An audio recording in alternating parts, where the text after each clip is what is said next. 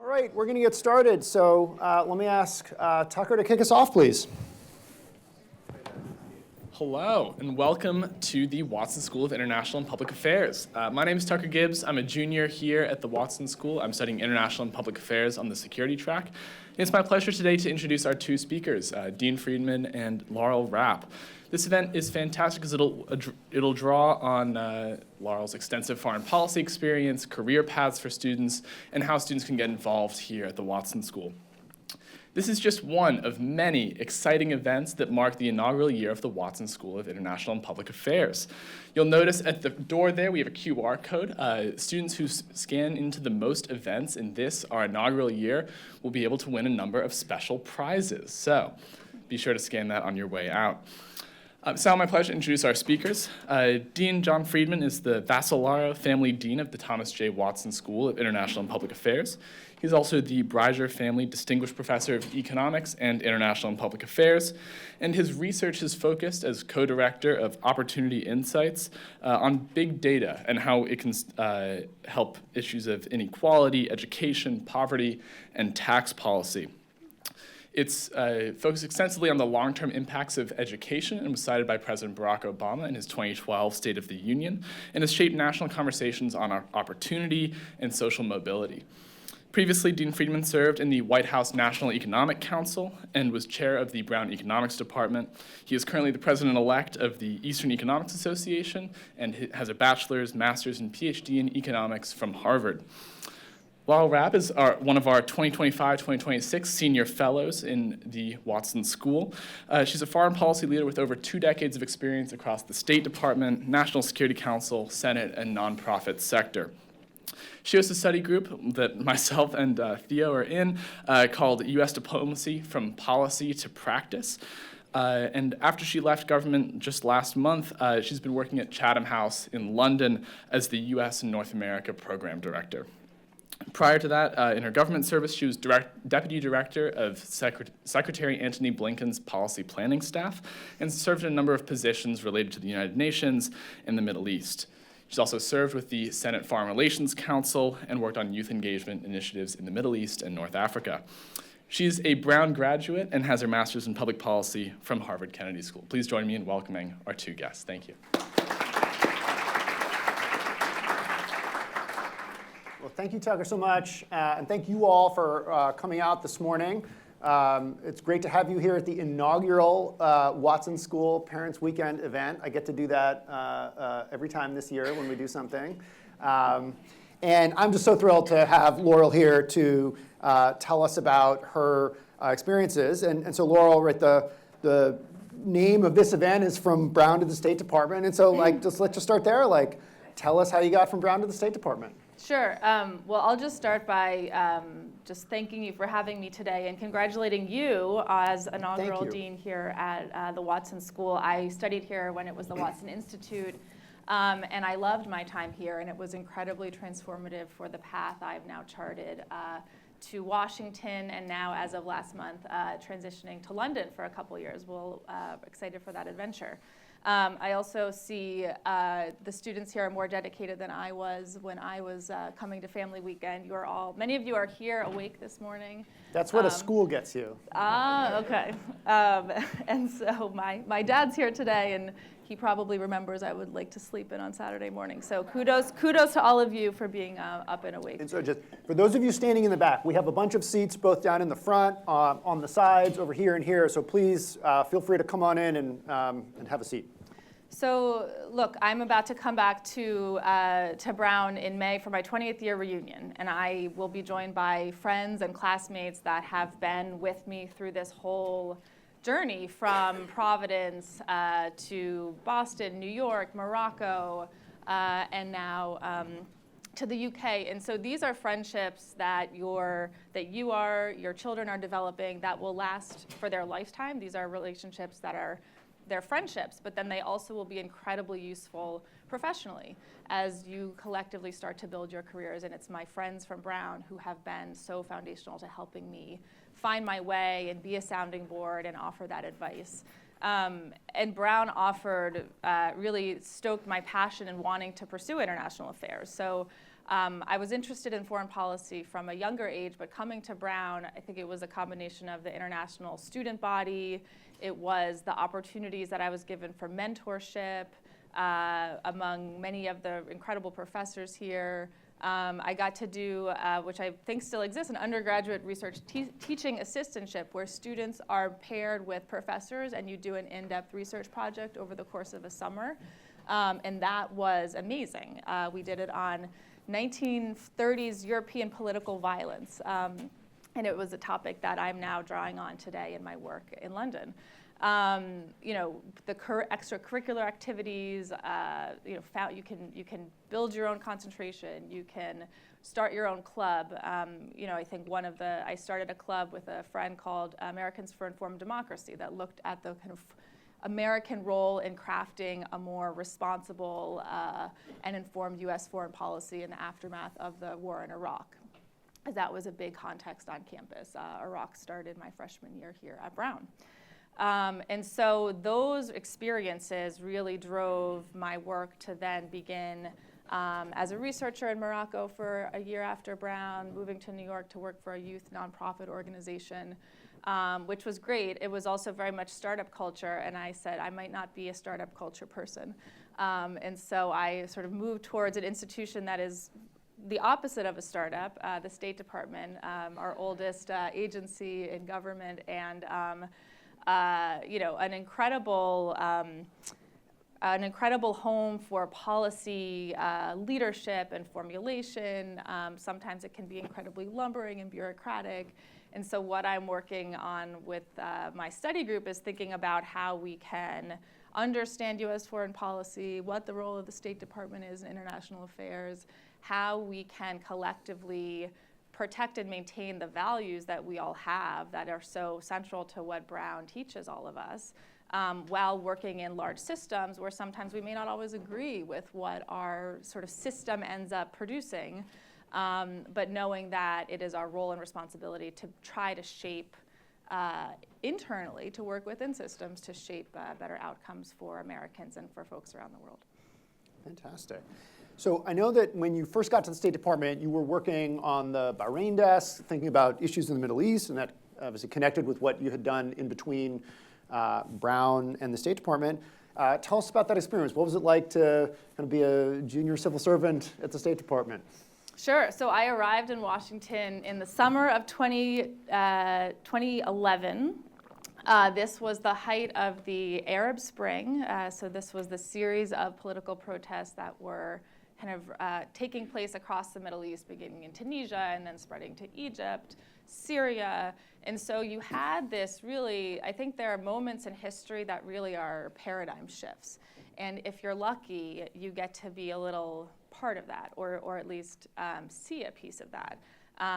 And I think, my colleague, there have been a series of paradigm shifts. The end of the Cold War and the fall of the Berlin Wall was a huge paradigm shift where Americans had to rethink what our role in the world is and how are we going to use U.S. power, right? Who are our partners? The same happened after September 11th, and that was very much the kind of paradigm shift ecosystem I grew up in, and I studied Arabic, and I went to the Middle East, and a lot of my peers did the same thing. We had a similar paradigm shift during the Arab Spring about what the U.S. relationship should look like with these Arab governments, right? Relationships we'd had for 20, 30, 40 years with leaders who were not always as representative of their people as, we in the United States would have liked to see, and surely the people in these countries would have liked to see. And so the sort of entry-level job you get at the State Department is called a desk officer. And so you are assigned to a country desk. So I was the one person, depending on how big or important this country is, you can have like 10 or 15 person desks. I was a one-person desk, Bahrain desk, which was a bit overwhelming, but was also very fascinating because I got to see like the full range of what the U.S. relationship with this tiny island nation is. And so if you're not familiar with Bahrain, it's a little island in between Saudi Arabia and Iran, right? So a pretty intense neighborhood in the Persian Gulf We have our Fifth Fleet, our huge naval base there. So we have about 8,000 US sailors on Bahrain. And this is an incredibly important relationship for the US. It also was an island that started to have a lot of political unrest and political violence, and the government had a very heavy-handed response to the protests. And so in the US, and my job was to say, okay, well, we have this imperative. We want to maintain a close relationship with this country. We have huge military imperatives to have a stable, not only a stable Bahrain, but a stable region. But we also have these complementary goals of human rights protection, support for democratic institutions. And so there was this balance of how do you do both things at once? And so that was my first job at the State Department, to say, how are we going to use the full levers, the full tools of US power? How are we going to think about how we're going to use the president? Should we do like a visit from the president or the Secretary of State to Bahrain? How much public pressure should we impose versus private conversations, right? Different, and you have to sort of calibrate which is going to be more effective. How are you going to use the leverage you have? So we had huge leverage we have a very robust military sales program, right, weapons. How are we going to think about putting conditions on those weapons so that we can try to shape behavior? And so I loved my first, it was hard, it was challenging, but I loved my first years because it showed me both how the US can use its power and its influence and the tools of its foreign policy.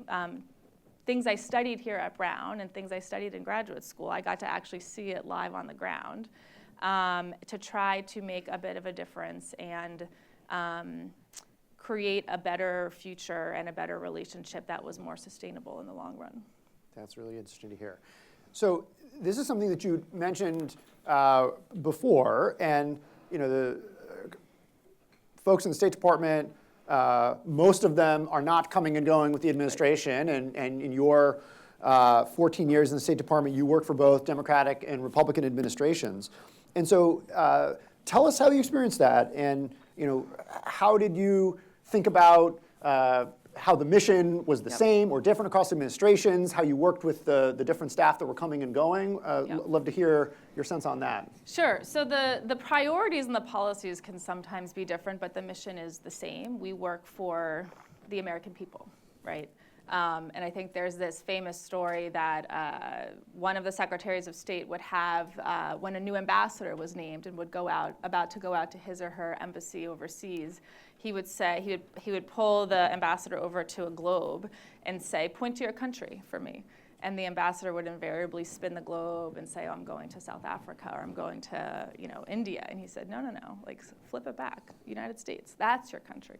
And so that is what we collectively keep in mind as US diplomats. Look, I worked for 6 secretaries of state.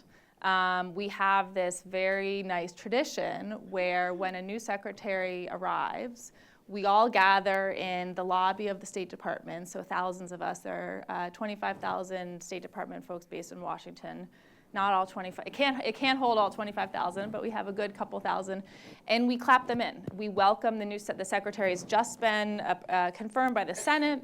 He or she comes to the State Department lobby with all the flags of like 190 countries that we have diplomatic relations with, and we clap them in, and we wish them well, because we are going to help them realize their vision, their president, our collective president's vision, our defending our Constitution, in service of what they are going to try to do at the State Department.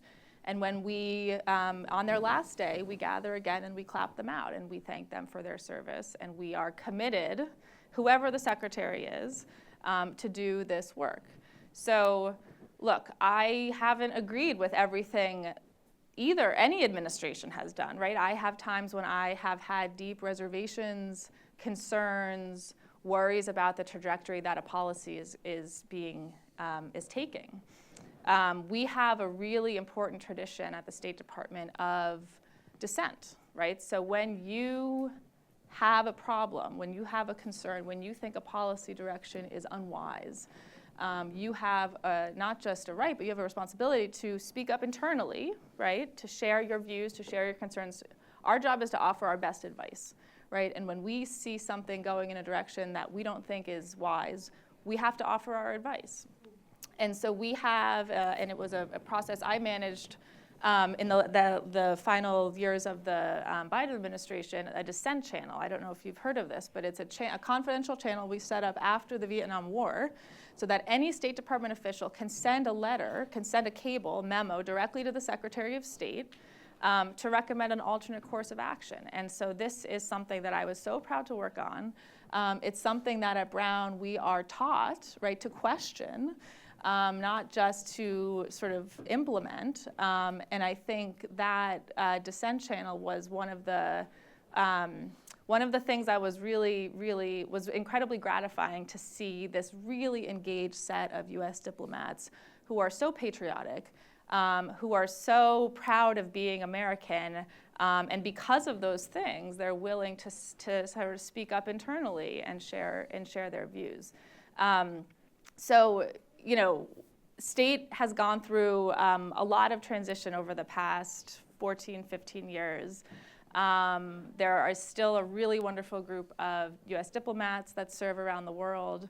We're currently in a government shutdown, so most of them are not working and none of them are being paid at this moment, but hope this will end before too long, and they will soon be back to work.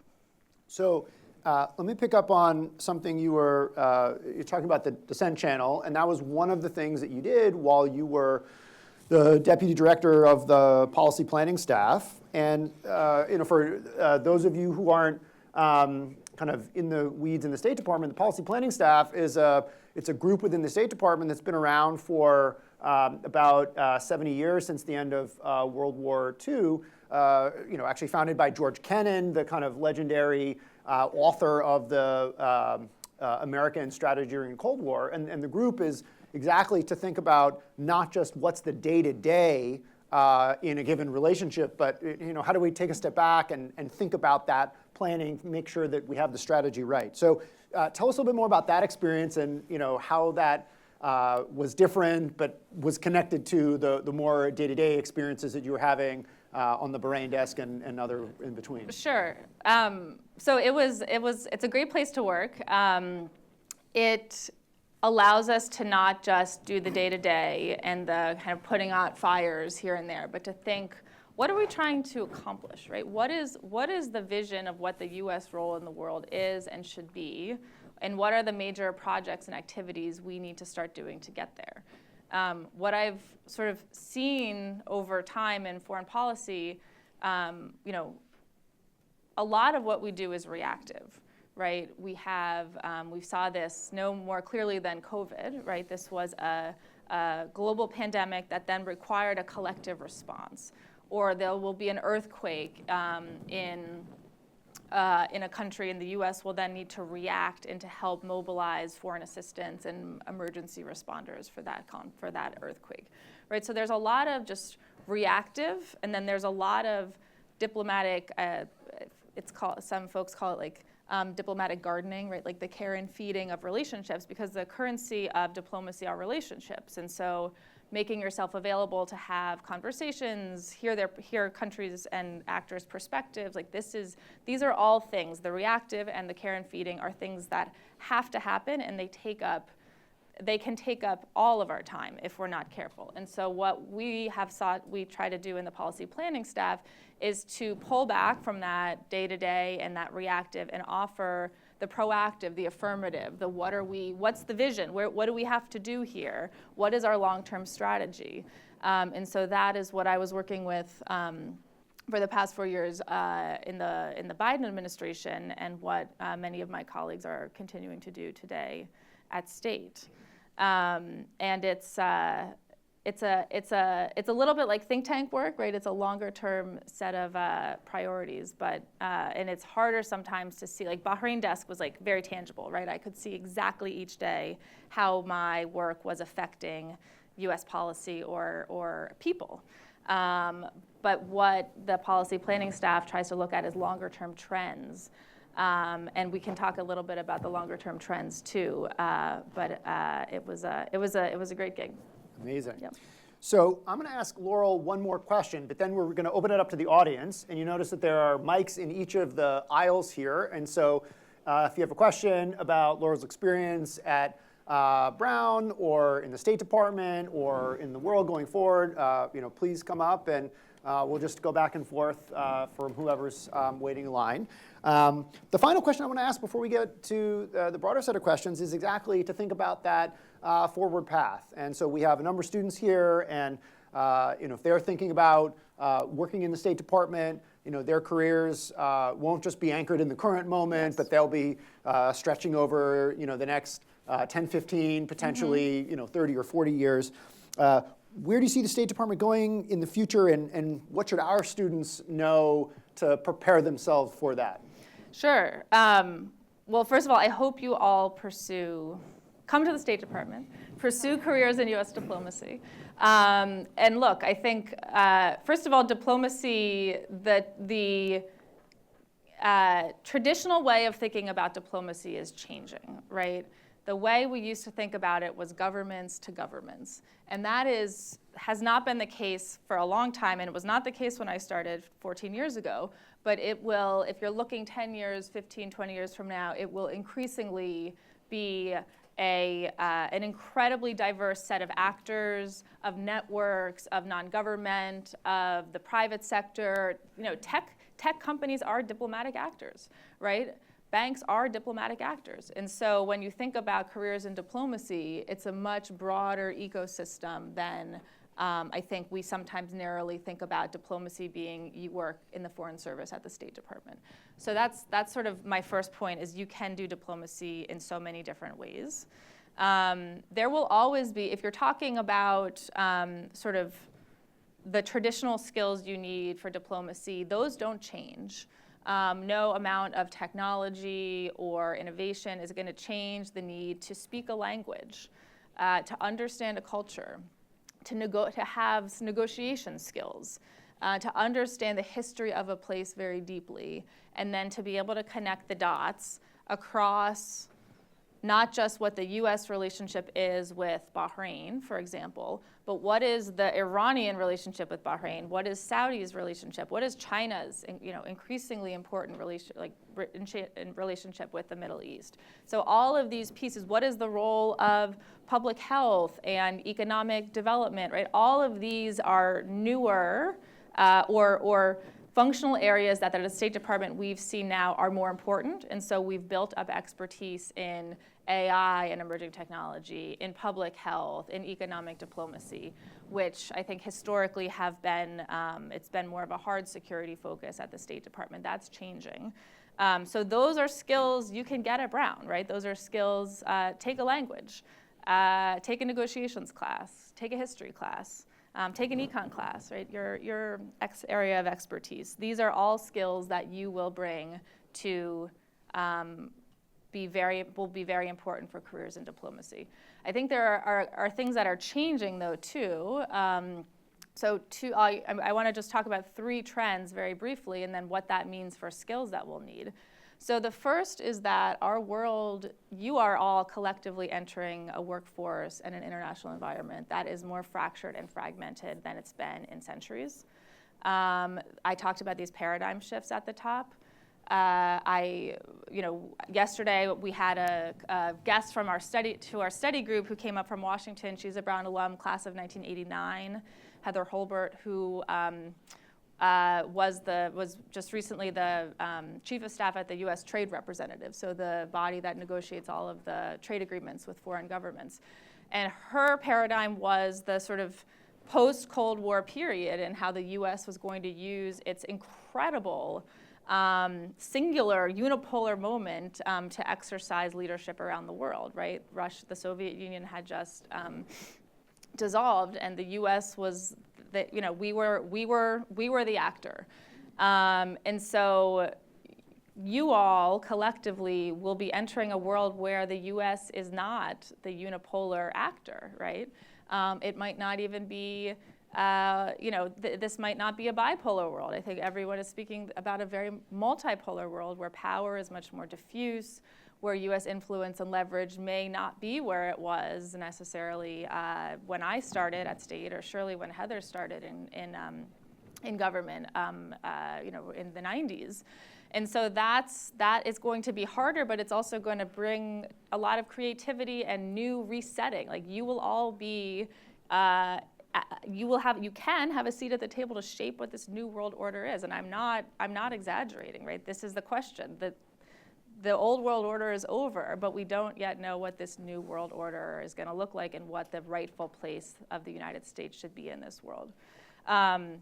The second piece, and I talked about this already, is just how governments will not be the most important, not be the only, and may not be the most important actor in this. So thinking much more broadly about what diplomacy can do in tech, in public health, in this whole series of disciplines that have often been relegated to be, or like cabined as just government actors.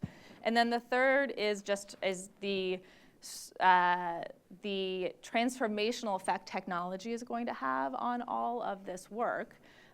We started to think about the role of AI at the State Department a couple years ago, and one of the sort of longer term projects we did in the policy planning staff was helping to launch an LLM for the State Department, so a chatbot, our own chatbot called State Chat, where we could put in our non-public documents and have them analyze policy problems.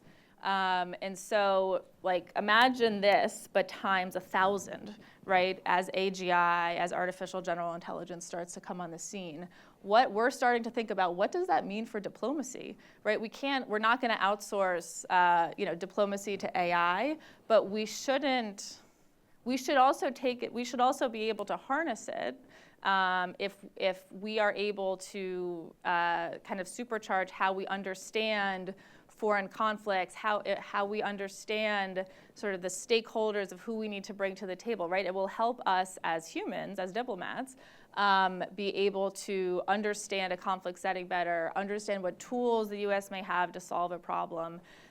So fluency in AI, you all are much more fluent already in this than sort of our older generation is, as I am.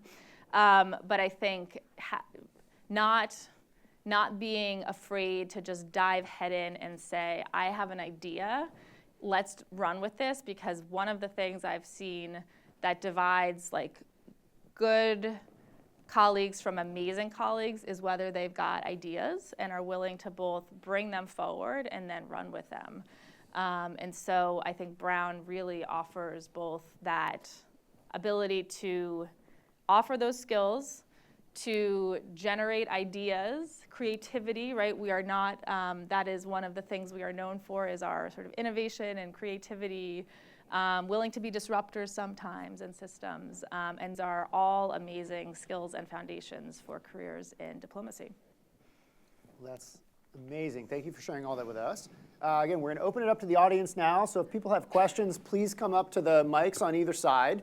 While someone's coming up, I just want to take a moment to really thank Ellen, who's in the background. You know, these events in the morning don't come together by themselves, and she and her team have just done an amazing job. Christy's outside, some of you met her, Errol's in the booth, and many others of making sure that we can come together this morning. So Ellen, thank you very much for your...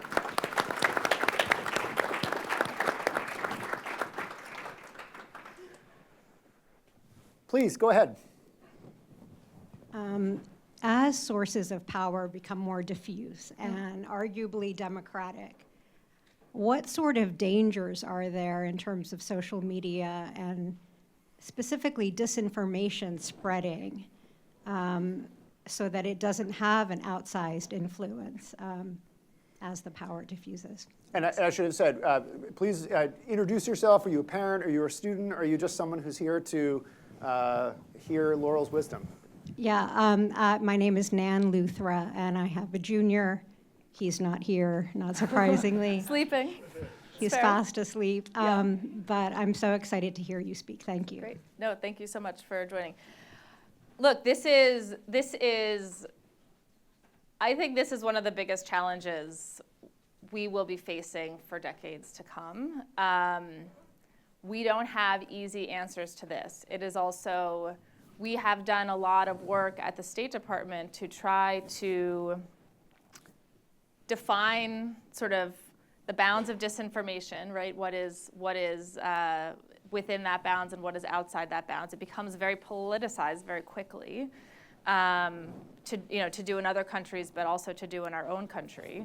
I think there's this question, this open question about, is the diffusion of power to that social media has created, is that going to have a democratizing force or not? And I think there are arguments on both sides that there might actually be, authoritarian tendencies too, as authoritarian governments and actors are able to sort of use these tools as tools of repression. And so there's a lot of push and pull right now in the tech community as well to say, how can we make these tools open and accessible, kind of protect democratic and free speech values, not espouse disinformation, not be used as tools of incitement and violence, because those are also, they have whole units at these tech companies that are working on sort of how you are addressing these issues. I don't think anybody's put their finger on the pulse of this answer yet. I'll just tell you sort of early days at State. So we had an early initiative in, ISIS, right? ISIS 2014, 2015 was becoming increasingly prominent in the Middle East, not just in the Middle East, around the world. And they were putting out a lot of content on Twitter, that was their kind of platform of choice, to try to radicalize and inspire others to join them. And so at State, we started this small unit called the Global Engagement Center, and we basically had a couple of my colleagues, folks like me, sitting and tweeting back at the ISIS guys. And we all were like, what are we doing? Oh my gosh. Just to say what they are, this is false information, this is disinformation, here are the correct resources to understand what this ISIS fighter is saying. So I think as we have collectively reflected on that, we said probably not the most effective to have State Department diplomats sitting and tweeting at ISIS all day. But the broader point stands, right? So it was probably an imperfect answer to a problem that needs to be addressed, right? How do you get trusted information out about foreign affairs? How do you counter, and Russia is notorious for this, putting out tons of disinformation. So who are the actors that should be then offering those alternatives? Is it the tech companies that should be saying this is fake? Is it other trusted actors like think tanks and advocacy organizations that say, no, here's actually what's going on? And right now right now I think it's a bunch of all of the above, but we've not yet landed on what that right approach looks like. Please. Hi, David Stornelli. I'm a parent of a senior. She is awake. I got a text, but Okay. she's not here. I'm not offended. Yeah. So my question is just whether or not you could comment a little bit on morale at the State Department these days. Sure. We have family members who work for the federal government or did work for the federal government until recently, and obviously with all the chainsawing of the civil service that's been happening, I can only imagine what morale is like. So I'm no longer a State Department official, so I could give you my real answer. Good. Yeah, thank you. So I'm 6 weeks out from the State Department. I resigned in August to take up this new job in London. Look, we're public servants that want to serve, or I have been, and many of my colleagues still are, public servants who want to serve our country. We want to do good work. We want to have a baseline of sort of respect of our contribution, and we want to be in the rooms to make the arguments about where U.S. policy should be going. And so when those things don't happen, it's hard because that is something that I think a lot of colleagues have been grappling with in recent months. And we've had, kind of different choices of folks who've chosen to leave because they didn't feel like those sort of, whatever their reasons for staying were no longer there. There also has been a huge group of people who've been RIF'd, so reduction in force, essentially fired. And so in July, 1,300 of my colleagues were RIF'd, and so we did a clap out for them, right? We went to the State Department in July, and folks who were given 2 hours to clean out their desks of 20 and 30 years of work, carrying boxes out the front door. And so we wanted to give them that same honor that we give secretaries of state when they leave. And so that, it is not an easy time to work at the State Department. I have great respect for my colleagues who are still there. State has sort of peaks and troughs of hiring and firing and freezing. I think we're seeing it at a much bigger scale right now. We are not, the statement, not only the government is shut down this month, there's a hiring freeze that will probably endure for some time. So if you wanted to work at state right now, you can't as a new employee. That will change, right? This will change. There will be a resetting, but we will be resetting from a different baseline than we have in previous transitions. So it's tough. It is absolutely a tough moment.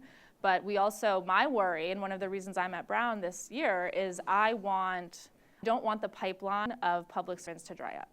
Because if we don't have young people that believe in public service, that want to work for the State Department and our other federal agencies, we're not going to have the sort of incredible career service, apolitical, serves the president of the Constitution, right? Like, we need that. And so if we've seen other models of that going back to the 19th century, where it's basically like cronyism, you put your friend in here, and it had pretty disastrous results. So I think many of my colleagues and I are committed in DC to just have as many people think about public service, keep it on their radar.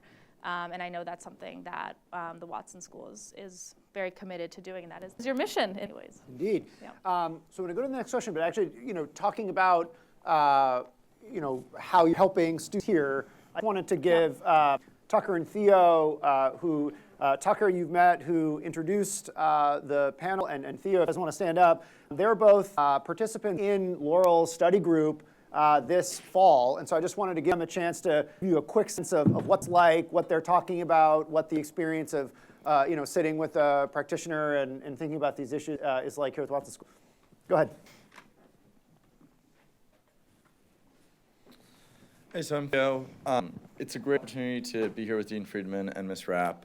I think Tucker and I, who are both in Ms. Rapp's study group, we have the opportunity to think about these really challenging problems in such a changing world. Just yesterday, we were talking about how the world today is rapidly shifting from the post-World War II, Cold War era to something that we're not quite sure what it is. And so how do you do diplomacy in this era? How do you approach kind of the 5 pillars and think about that? And as someone, earlier Ms. Rapp mentioned the State Department's first LLM, State Chat. I was 2 years ago an intern working on State Chat. Oh, so the opportunity amazing. now Okay. to talk with people who are on the policy planning level, thinking about how we did that versus the conversation we had at kind of the lower implementation level, gets a really interesting mix and ties in kind of how we take academic work and turn it into policy. I think to add on to that, I think this is just one of the many fantastic benefits of having a School of International and Public Affairs. I think we're incredibly lucky to invite these amazing practitioners to come and talk about these complex issues that are going to shape our world. I'm committed to going into public service after this, and so this and many other Watson programs best prepare me to do that in the most effective way possible. And so I'm very grateful for you being here this year. And I will just say, the students in my study group are incredibly impressive. These 2 gentlemen in particular know more about the Iran nuclear deal and Russian sovereign asset seizures than most in Washington. So it's been a pleasure working with you both. Great. Please go ahead. Thank you very much. Rich Robbins. I'm the parent of a nocturnal sophomore. My question is, for those of us who believe in what Secretary Clinton referred to as soft power, how might Brown students, and especially sophomores who are going to graduate in 2028, think about career progression? Kind of as a follow-up to the last question, you've left state and you're now at an NGO. What might be good pathways for students to take in the next few years for internships, and then thinking about ideally being in a place, hopefully in 2028, to bring soft power back to part of our policy? Yeah, that's a great question. So a couple things. Internships, I think internships are incredibly useful, both substantively and in terms of relationship development. So your students can start that now, right? I did an internship at Human Rights Watch right after in my sophomore year, and both of the internships that I got were because of Brown. Right. So the first one was because I started this student group, Americans for Informed Democracy. We invited executive director of Human Rights Watch to come speak at one of our conferences or events. And then 6 months later, I reached out to her and was like, "Hey, can I come intern with you?" She's like, "Great." Yes. I had this incredible professor mentor at Watson, Catherine Kelleher, who recently passed away. And she was teaching courses on political violence and terrorism. I was her course assistant. And right after I graduated, she said, "You're going to go work in Geneva at this place, Geneva Center for Security Policy." And I was like, that sounds amazing. So for 3 months, I went there as a paid internship that she set up for me through her networks.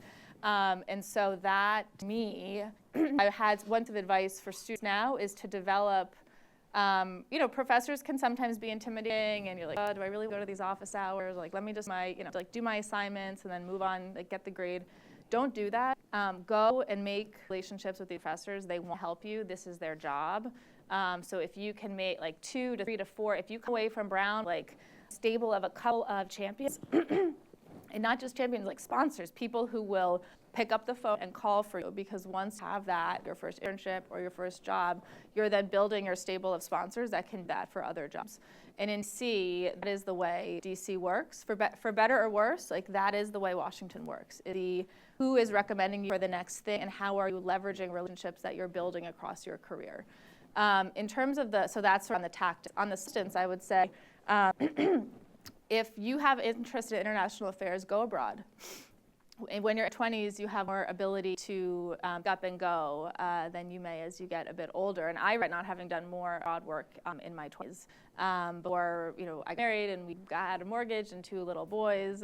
So the more you can do that, and in places that I wouldn't bring my kids today, right? We're moving to London, and we kind of made a list of countries we might consider, and we're so do that.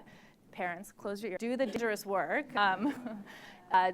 Go to places, post-conflict zones, right? If you're interested in post-conflict recovery, go to Ukraine 6 months. Right? That is really interesting work that will be. Don't quote me on that, and don't tell the State Department I said. We still have a very active travel warning in Ukraine, but take the risks a little bit, right? When you're especially in these early years after college, and then there are incredibly sectors in the nonprofit space. So these are advocacy organizations, think tank space. I'm in now. Like I said, the private sector, I think sometimes Brown students say, "Oh, tech world, private sector is really true to my values." This is a diplomatic actor too, so don't limit. I wouldn't limit yourself to certain sectors. What I will say on some of the sectors, we are seeing a really big upheaval in a lot of the nonprofit sector space right now, especially if your children are interested in human rights, refugee resettlement, humanitarian affairs, development. There are not that many jobs in these sectors in Washington right now because there's a reset of funding priorities and how foundations are doing work and relationships with the administration. But the good news is that if you say sophomore or junior, Sophomore. it's all going to be sorted by in 2 years from now, right? Let's hope. Can we quit on that? Yeah. Please. Thanks for coming.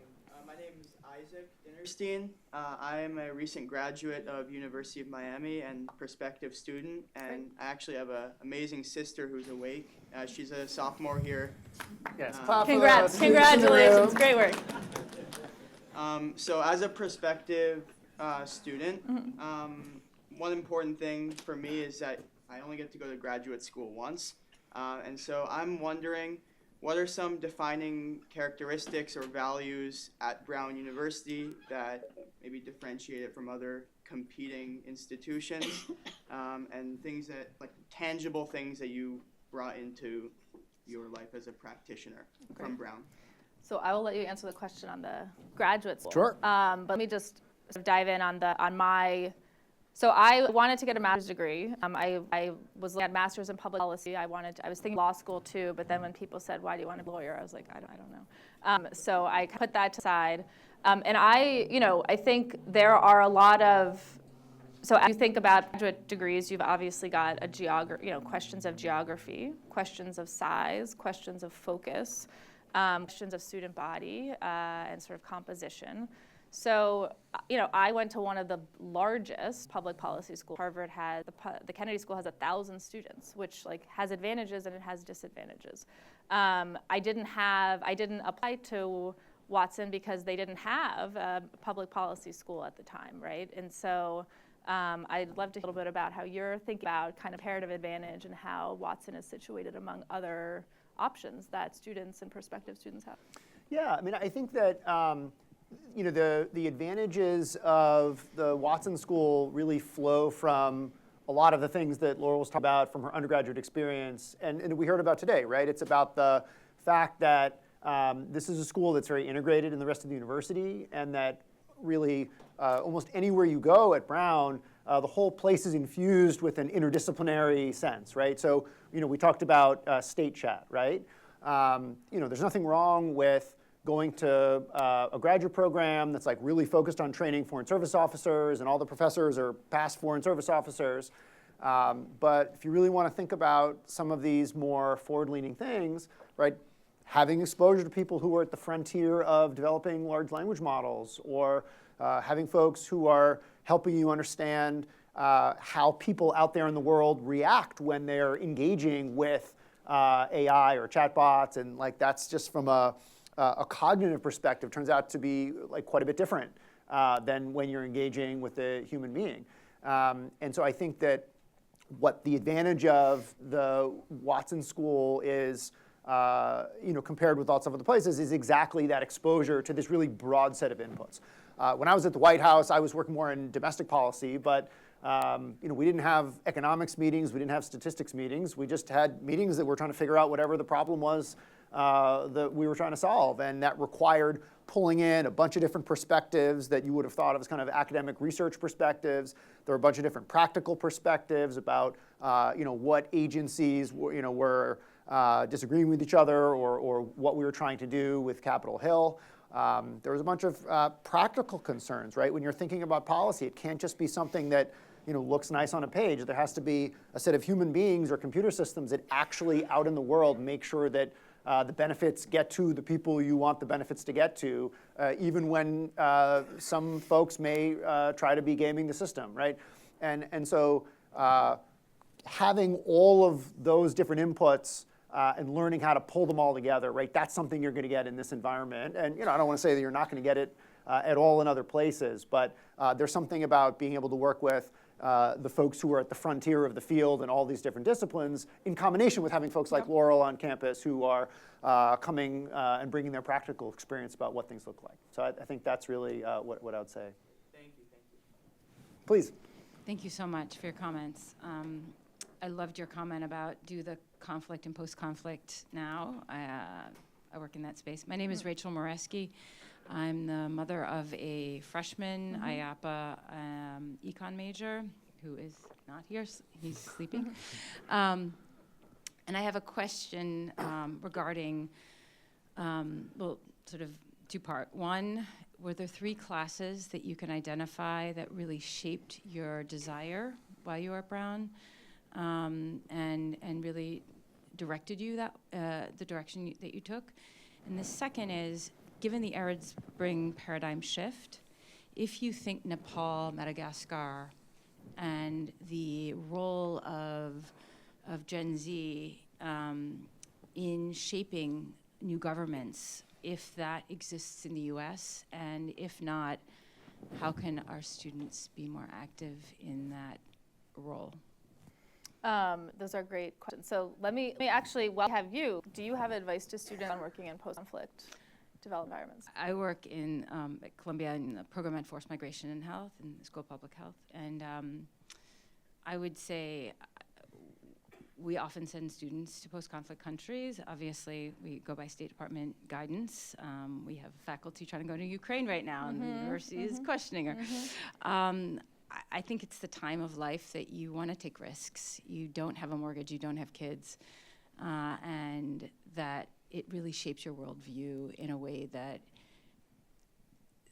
is so formative to everything you do, even if you change careers 4 times, which they often will in this generation. They'll have 4 careers. So I think it's just what risks you want to take, and knowing that you're doing something to build on another part of your career, and it might not be the end, but you incorporate that experience. That's great advice. So the 3 classes that were the most formative for me, so the first was the one that I mentioned with my sort of professor mentor, Catherine Hirsch, had a course seminar on political terrorism that I took last year at Brown, which was a small group of really dedicated people, and she had a great way of interacting in the classroom. She used to be, she was an academic and a practitioner, so she, sort of very serious academic, but then went to the Department of Defense like the 80s. 70s and 80s. I think she was involved in Carter, White House as well. And she said, she would go to all these Central Asian countries and they had never interacted with a woman in these jobs before. So she said, yeah, they made an honorary man. And I was like, cool. She forged a path for me, and then for many generations, her generation forged the path so that women now, I go to Saudi Arabia, I have to wear an abaya when I'm out in public, but show up in a business suit and meetings, and the Saudis, are very to U.S. Female diplomats now, right? So that was an incredible class. Another class on political anthropology, so understanding a lot of the cultural and anthropological drivers of foreign policy by Keith Brown, who I think is recently part. I think he's at Arizona, but was at Brown many years. And then language. I took Arabic and French and Italian here at Brown, and I loved them. Varying degree of capability now. But language skills are incredible language departments. I hope students avail themselves of those.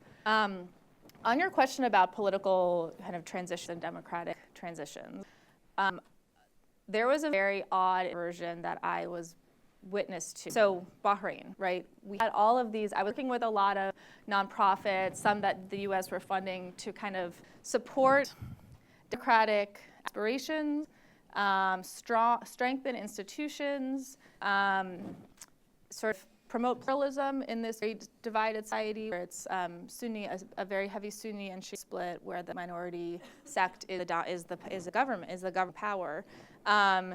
And so we did really interesting together in Bahrain. And then a couple years later, as the U.S. started to have some questions about these institutions, democratic participation, these organizations started looking at the U.S. And I was shocked. And I was like, why would they have relevant experiences to bring to the U.S.? Right? It was it kind of shook me. But they've done incredible work, and it is so vital now. And I have sort of been over my shoulder, well, why would this be relevant in the U.S.? We're the ones that are sort of bringing and teaching and an incredibly ethnocentric approach as a younger person. And so those institutions exist, and there are tons of lessons that Americans that we need to learn from countries around the world who have been through their transitions, who have been through ups and downs, who have dealt with many of the issues we're dealing with in our country now. And so, I'm learning more humility to say, I hope all of us are too, and I hope State Department, we need all the sort of learning and best practices and democratic experiences that can collectively get, because we need to be really thinking about that here now. Is Dissent Channel still operating? I don't know. So I think we have time for kind of one collective more question. So do you each want to ask your questions, and then we'll kind of collectively answer them, and then we'll wrap up. So go ahead. Graduate in Foreign Affairs at the University of London. My question is related to the civil unrest in Bahrain in 2011. Why was it a priority or a mission of the Bahrain desk to push for democratization in a country that's a monarchy, in a country that has, like you mentioned, has a Sunni royal family, in a majority Shia population, or slight majority, very polarized, but slight majority Shia population.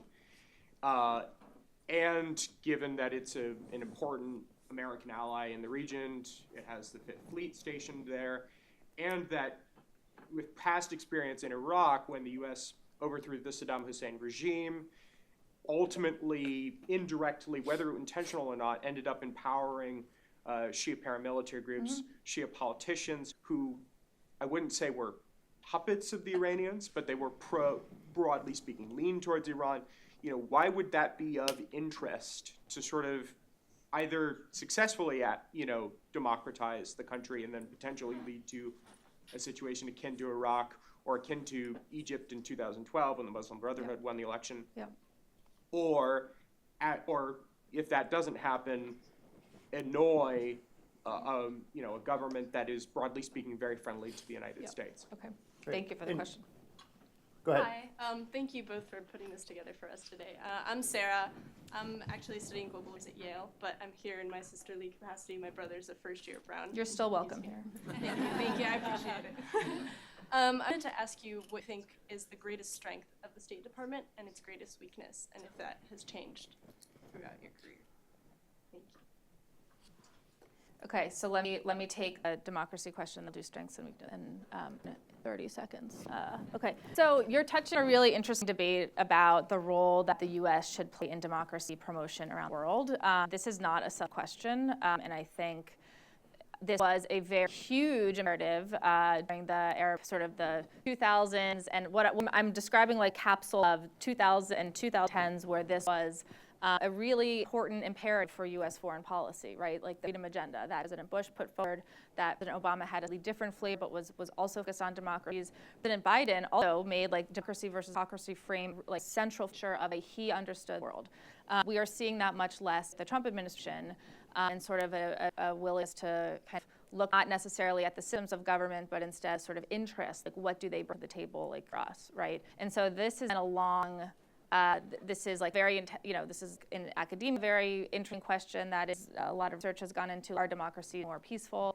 And then, in foreign policy establishment too, this is a huge question, especially as the U.S. becomes not the singular power and we have to have a relationship with more kind countries, countries that are not democratic, right? Like how much should we prioritize the system of government over the sort of geopolitical, what does this country, what will benefit, what would a beneficial relationship like for countries that are authoritarian? If you think right, you're right that I think the intervention in Iraq has like worked out fantastically. But if you go back even further, right, Iran has been kind of a thorn in the side of the U.S. for 45 years now, and that was a pretty autocratic regime that the U.S. strongly supported for 25 years. And part of the reason the revolution ended up working out the way it did was exactly that there wasn't more attention to this broad social dynamics. It's a great question. It's a hard set of problems.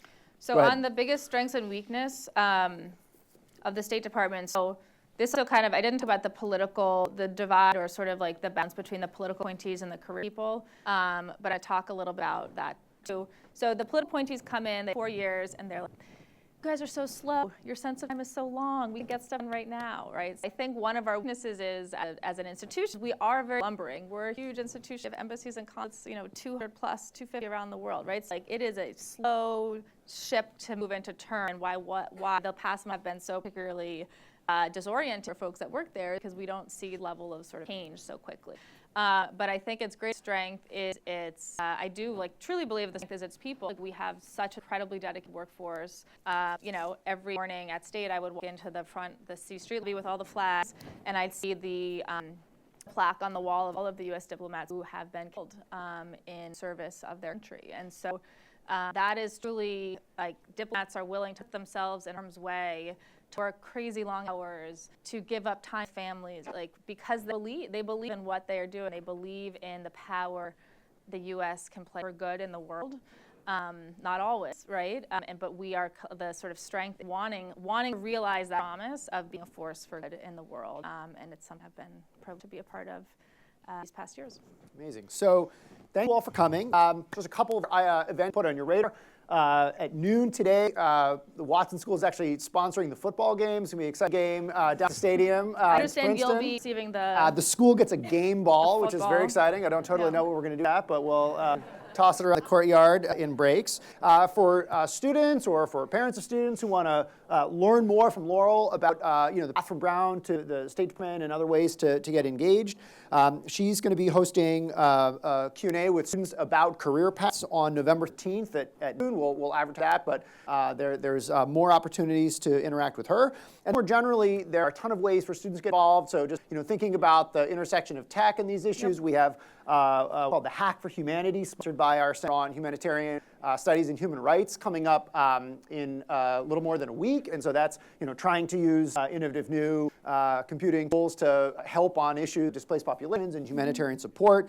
More generally, we have a QR code on the screen here. You can scan. There are lots of different ways for students to get involved, whether that's in study groups, student events, research projects, career internship opportunities. There's a lot going on here.